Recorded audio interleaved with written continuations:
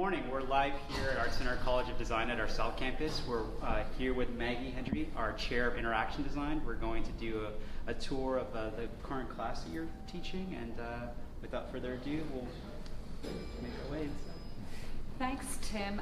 So I'm Maggie Hendrie. I chair our Interaction Design degree program here at Art Center. It's a relatively new program since 2012. And our students come here to learn how to craft and create the interaction, the human experience with a lot of new technologies. So things that I think most people are familiar with are how do you design an app, a website, a game, all of the things that I think we're familiar with on screen. But increasingly our students are also learning how to design for what we think of as emerging technologies.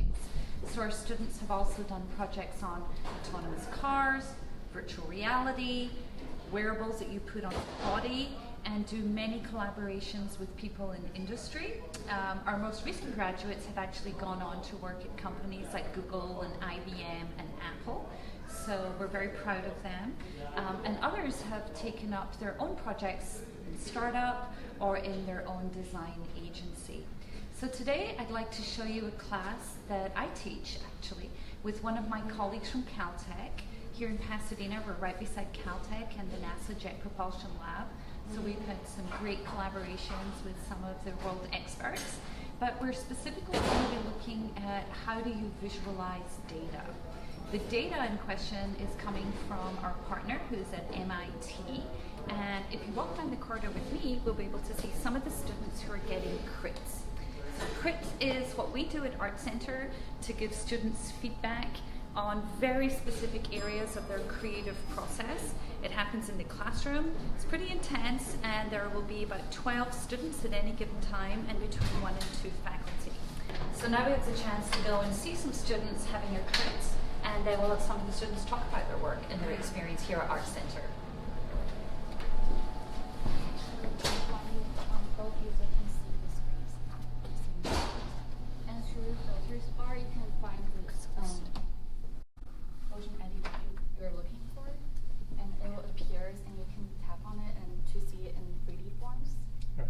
And another idea is having to experience the Ocean Eddy, like maybe through projection or through AR, or having it projected on the floor with the Ocean Eddy on the floor, and maybe you can like drag it to have the Ocean Eddy into 3D shapes. Okay.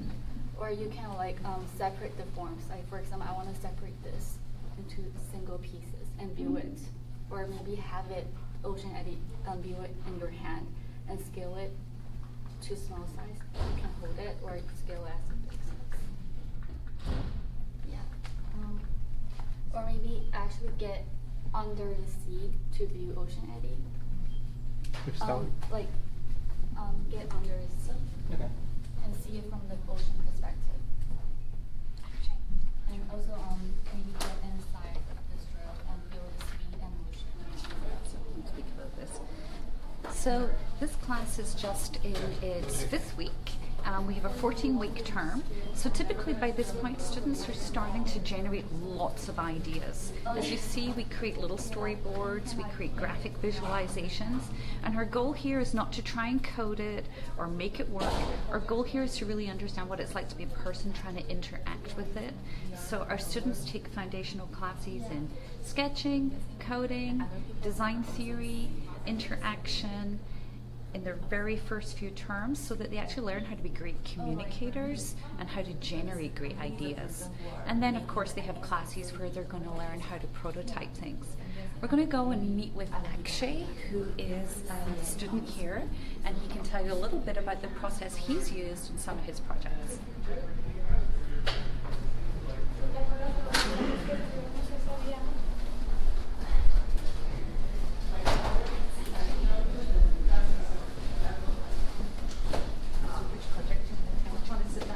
That's all right. Let's just sit down together.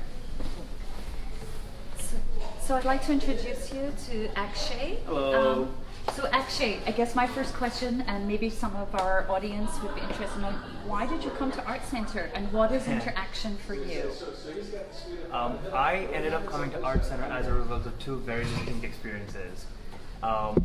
So I went to Disneyland, Florida a couple of years ago, and I ended up riding Space Mountain 14 times, and that's when I realized I want to work in experience design.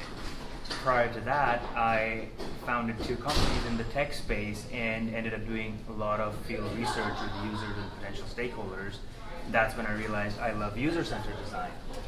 Interaction design at Art Center allowed me to combine the two into one education and allowed me to pursue technology and user research and experience design. And which term are you in? I'm in my 5th term right now. So you're getting ready to start going on internships? Yes. And what kind of companies are you reaching out to and hoping to go work for? A wide variety, actually, right from tech companies like Google, Facebook, and Microsoft to really entertainment-focused companies like Tubit Circus or Disney. Right.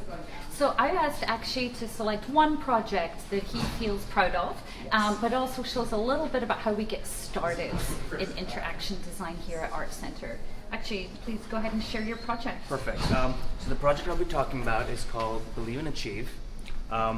This was a team project a couple of terms ago, like a lot of the projects. This was done with Matt, Stacy, and Joyce. So the project brief was to design a product or service to help median wage Americans. What we realized through a lot of research and interviews and talking to a lot of potential users was that the actual problem lay for minimum wage Americans, not so much for median wage Americans. The great thing about the interaction design program is that it pushes you to look at seemingly mundane data, like statistics and numbers from really official sounding sources like the Bureau of Labor's statistics and MIT living wage calculations and graphs and charts to pull out insights like, oh, the problem does not lie for median wage Americans, but minimum wage Americans. Somewhere along the process, we met Scott, a minimum wage cashier at a local Petco, and we assumed to help Scott to earn a satisfying income, we would need to provide a free or cheap college education. But soon we realized that Scott didn't know what he didn't know. So we realized that our project brief would essentially not be to give people more democratic access to education, but to tell them what they don't know. This process took us about 7 weeks in, and this was after multiple rounds of iteration, during which we also looked at a lot of competitors, and we ended up doing a lot of, business diagrams, which were reworked and worked again and refined.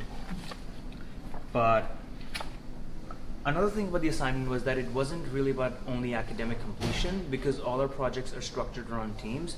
We learned a great deal about how to work in teams, how to do conflict resolution, how to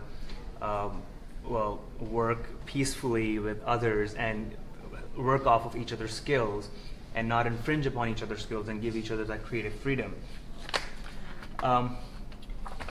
So all of that led into our great insight, and we were able to distill all our interviews with our users into distinct and clear personas based on user behaviors, not just demographics and numbers and charts. It was about understanding the emotional side of the user. So for example, Scott from Petco was wanting to marry his girlfriend of 3 years, but they could not start a family because they were not financially stable. To be able to look into that kind of data and be empathetic with the user to build solutions for them is what we're really taught in the program. Again, this is a very short summary of what we did over a 7-week process, but we went through a lot of storyboarding, a lot of role play, a lot of scenarios. And when we finally got to building the actual service, we had to make some key decisions. What platform is it going to be? What device is going to be? And why?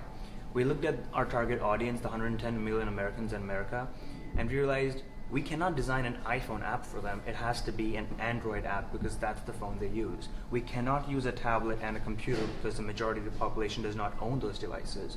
So we need to work with those constraints and design a solution which is tailored to them. The process didn't stop at just simply drawing wireframes or device layouts for them. We actually went out into the field and we went to IHOP and had dinner 5 times just so that we could user test with the same person. The dinner was delicious.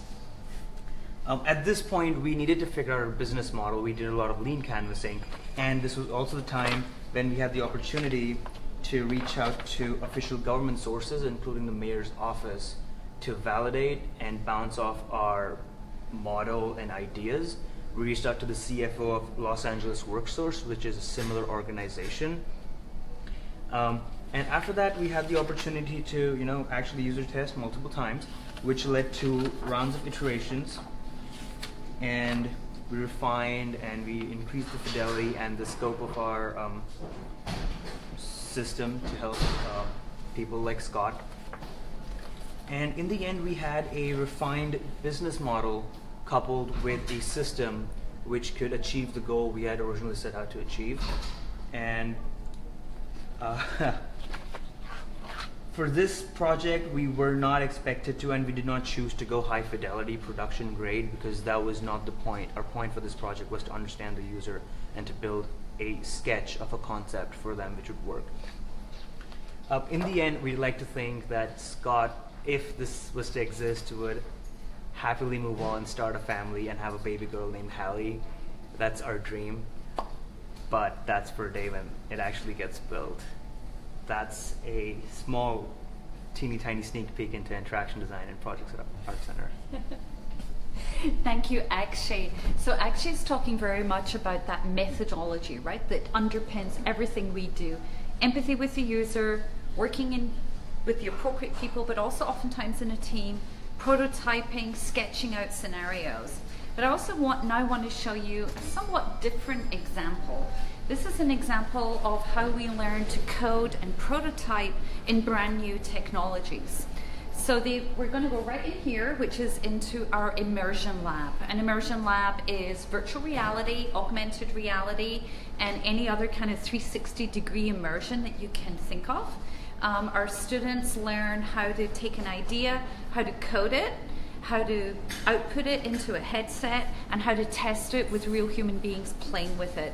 So obviously the fidelity and the production values of some of those virtual realities are very different, but our goal in these labs is to get people up and running and using the technology really as quickly as possible. So we're going to go on in here and meet some of the students and see our lab. So again, one of the benefits of working and teaching here at Art Center is that we actually have a number of alum who work in the domains. We've had friends and colleagues come from Microsoft, Google Daydream, HTC, and Samsung come help us understand how best to use the technology, what they want to learn about our use of the technology. And our faculty here are also designers, artists, and experts who work in the field. So all of the teachers and faculty have their own practice, and they bring it here to the lab as part of their teaching practice. So we're going to go on over and meet with Pooja, who did her very first VR in Unity last year. And moreover, we have Michelle, who's modeling it for us. Hello, Pooja and Michelle. Should I just start out with a demo and Go ahead and give us a quick tour of why Michelle Kim is in her headset and what is the idea behind your game? Okay, so my project is called Inside and Outside, and essentially what it is I was trying to create, I had to like hold my hand in this position right now, so, or Maggie, do you want to take this? I will hold this. Okay, cool. And it has to be kind of here. Okay, so essentially what the project is I was trying to bring kind of a more collaborative environment to VR. So right now, if you look at a lot of the games, they're very like single player. So a lot of times you'll notice that there's a person playing in VR, and then there's only that person is having a great time, and then everyone around them is kind of just bored. So kind of going into this kind of time where VR is this new platform, and the reason why people choose things like the PlayStation and the Xbox is because kind of like that collaborative, engaging group environment of games. I wanted to see how can I bring that to something that is like kind of given the connotation of a solitary platform. So I can set up and do a really quick demo right now. Michelle, I just need you to kind of tell me where the arrow is. Okay. Okay, yeah, keep moving in that direction you just moved in. Keep going more. All right, a little down. Oh, no. Down. It should be. Essentially what this is a prototype of, oh, perfect. So if you look at the screen over there, you can see that I, as the outside player, am able to move this motion controller that's in my hand and delete the cubes while Michelle kind of runs away and tries to get the red squares. So she's kind of like trying to get to the red squares, and I'm trying to like chase her and kind of like destroy her. And so every time I get a block that she's on, she loses a point, and every time she gets one of those red blocks, she gains a point. So she's trying to kind of like get those blocks, and I am chasing her.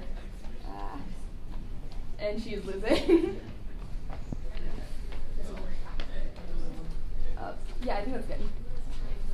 And yeah, the reason that it was really interesting for interaction design is because, so in interaction design, the first few terms, we normally go very like screen-based or like desktop-based, and we learn on very traditional platforms. And so it was really cool for the first time in VR to be able to extrapolate what we've learned in those like original classes and kind of apply it to like a very new technology. So a lot of the things that we learned about user research and user testing and like rapid prototyping that applied to those platforms, it was really amazing to see how well they fit into VR. Yeah, and that's it, if you have any questions. Great. Thank you. So thank you, Pooja. Some of our other colleagues, this is obviously a very large space. We have about 9 or 10 setups, and this is one of the facilities that are available across our multiple campuses. We have maker spaces and labs and different forms of shops, as well as our own homeroom, which is up in our Hillside campus. So we're just going to go out here and take any questions you might have. If you're listening in or you have access to your messaging, please let us know if there's anything I can address. If not, I wanted to say that our portfolio application process is up on our website, and I'm available to answer any more questions about the actual curriculum, who teaches, and what happens in our teaching and learning community here. And I'll hand you back to Tim, who can tell you more about how to get further information around Art Center in general. Great. Thank you, Maggie. you. So if you're interested in hearing more about interaction design or any of our other undergraduate programs, you can always contact us in admissions. Simply visit us online, www.artcenter.edu. Navigate to admissions and contact us. You could also email us, admissions@artcenter.edu. We're able to counsel you on a one-on-one individual appointment, go through portfolio requirements with you, be it for interaction design or any of our other programs, and really counsel you through that process. So whether you have work to show currently or you don't have any work to show, but you want to be prepared on how to prepare a portfolio for any of our majors, including interaction design, we're always available to assist you through that process. And then at this time, we'd like to take any questions that are coming up, whether it be for Maggie and interaction design and anything she shared today about her department, or maybe there's some admissions questions out there. All right. Thank you so much for joining us. Bye. Thanks, Maggie.